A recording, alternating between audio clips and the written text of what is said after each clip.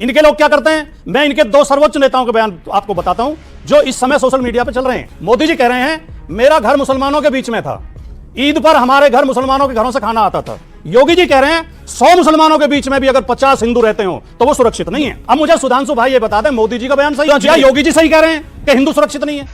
इन्होंने सवाल किया, बहुत अच्छा सवाल किया, मैं बिल्कुल जवाब देता हूं। जब मोदी जी बच्चे थे तो तब तक मुसलमानों को इतना सर पे नहीं चढ़ाया था। ओहो, और वो तब तक नहीं था के समय, क्योंकि तब ये देश सेकुलर नहीं था। ये 1976 के बाद से जब से देश सेकुलर हो गया है उसके बाद से योगी जी की बात सही है। वरना मैं ईमानदारी से एक बात कहता हूं, यहां पे एक बात भूल गए, जब देश आजाद भी नहीं था, आजादी 2014 में मिली है, तब हिमालय में बर्फ भी नहीं पड़ती थी, हिंद महासागर में पानी भी नहीं था और हवा तो चलती ही नहीं थी। अच्छा, धूप भी नहीं निकलती थी। मोदी जी सूरज लेके आए, मोदी जी चांद लेके आए, मोदी जी ने हिमालय बनाया, मोदी जी ने समुद्र बनाए। सो दोस्तों, मैं अभी आपको पूरा वीडियो दिखाने वाला हूं। उससे पहले मैं आपको ये बता दूं, आज के इस वीडियो में राजकुमार भाटी ने सुधांशु त्रिवेदी से कुछ ऐसे सवाल किए जिसको लेकर के सुधांशु त्रिवेदी एक्सपोज हो गए और सवाल के जवाब ही नहीं दिए गए। और जब जवाब दिए तो टेढ़े मेढ़े जवाब दिए और उसको लेकर भी राजकुमार भाटी ने सुधांशु त्रिवेदी को फिर और गजब तरीके से एक्सपोज किया, फिर तो पूरा जलील ही कर डाला है। वीडियो के लास्ट तक आपको बने रहना है क्योंकि वीडियो के लास्ट में ही और ज़्यादा मजा आने वाला है। तो ज्यादा टाइम न लेते हुए करते हैं वीडियो को स्टार्ट। एक सेकेंड मैं आता हूं आपके पास। राजकुमार भाटी, आपका इस चर्चा में स्टेक बहुत हाई है और मैं इसलिए जिम्मेदारी से इस बात को बोल रहा हूं। औरंगजेब पर बयान जो अबू आसिम आजमी साहब ने दिया वो आपके सामने है। Ramji Lal Suman, Rajya Sabha member of parliament, Samajwadi party. Akhilesh ji आपकी पार्टी के सर्वोच्च नेता।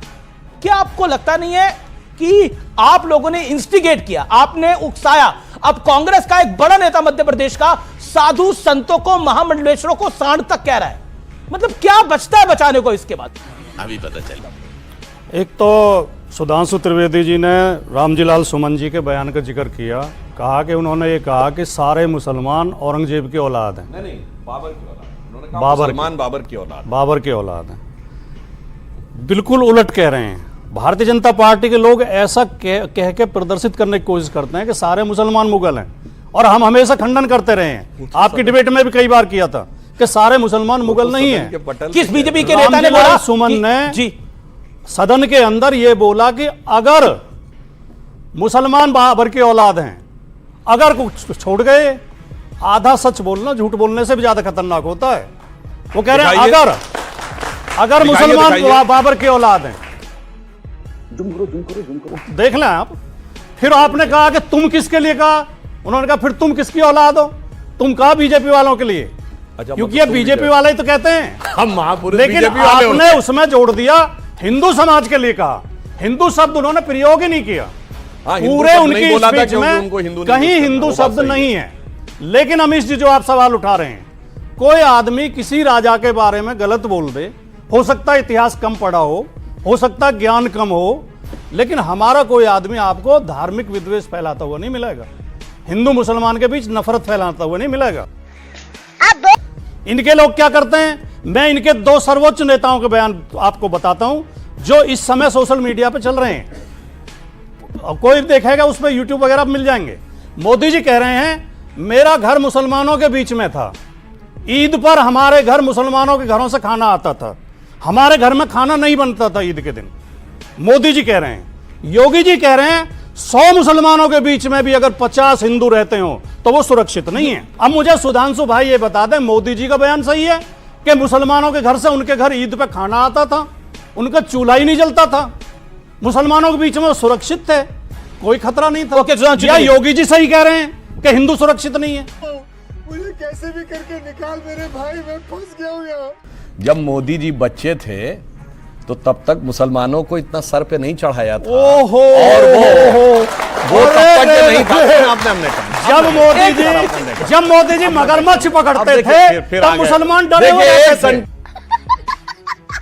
बोला और ये पकड़ना आपको क्यों देखने लगता है, मुझे समझ में नहीं आता है। आप दोनों वरिष्ठ हैं, मैं तो नहीं। और आज के समय, क्योंकि तब ये देश सेकुलर नहीं था, ये 1976 के बाद से जब से देश सेकुलर हो गया है उसके बाद से योगी जी की बात सही है।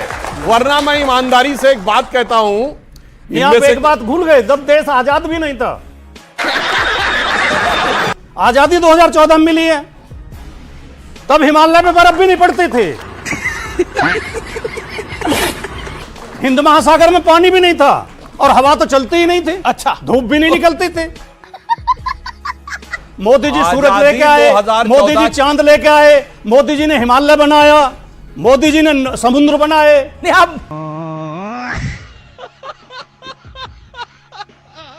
जो कुछ हुआ 14 के बाद हुआ। Okay okay okay, Sudhanshu Trivedi कुछ नहीं था उससे पहले। देखिए नहीं, ये तो देश ही सन 47 में बना था, इससे पहले देश थोड़ी था। सो दोस्तों, उम्मीद है आपने अभी तक जो वीडियो देखा उस वीडियो को देख करके आपको बहुत मज़ा आया होगा, और आगे जो वीडियो देखने वाले हो तो पीछे कहीं वीडियो से आगे वीडियो बेहतर होने वाला है, क्योंकि अभी वीडियो का ट्रेलर देखा है आपने, पिक्चर अभी बाकी है, क्योंकि और ज़्यादा गजब तरीके से एक्सपोज करने वाले हैं राजकुमार भाटी सुधांशु त्रिवेदी को, क्योंकि जवाब आपने सुन ही लिए होंगे इसके कैसे जवाब थे, तो उसी को लेकर के और ज़्यादा एक्सपोज करने वाले हैं। तो वीडियो के लास्ट तक आपको बने रहना, दिखाते हैं आगे का वीडियो आपको। ये तो वो है ना भैया, ठाकुर इस तो कह रही है 14 में आजाद हुआ। एक सेकंड, नहीं सुधांशु जी, आपकी एक बड़ी फेमस प्रेस कॉन्फ्रेंस है जिसमें आपने बोला 2014 से पहले भारत जो था वो आमतौर पर मुस्लिम राष्ट्र था। 2014 से पहले भारत आजाद हुआ, ये नहीं सच है कि 2014 में आजादी की अनुभूति 2014 में अभी पता चली। सुधांशु जी ने कहा कि 2014 में आजादी का एहसास हुआ। क्यों हुआ उसका कारण खोजिए। जब देश की आजादी की लड़ाई चल रही थी, इनकी पार्टी का नाम है भारतीय जनता पार्टी। भारतीय जनता पार्टी की मां है जनसंघ, जनसंघ की मां है हिंदू महासभा और आरएसएस। हिंदू महासभा और आरएसएस से इनकी पार्टी का जन्म हुआ है। जब देश की आजादी की लड़ाई चल रही थी तो हिंदू महासभा और आरएसएस अंग्रेजों के साथ थी, आजादी की लड़ाई में शामिल नहीं थी। इसलिए जब देश आजाद हुआ तो देश की जनता ने इन्हें नकार दिया। इनकी कहीं एक सीट आती थी, कभी 2 आती थी। कृपया बोलने दें, कृपया बोलने दें। और 1990 में जाके नकार रखा था आपको।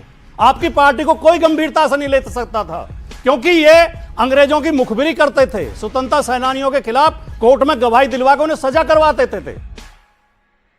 इस सज्जन को क्या तकलीफ है भाई?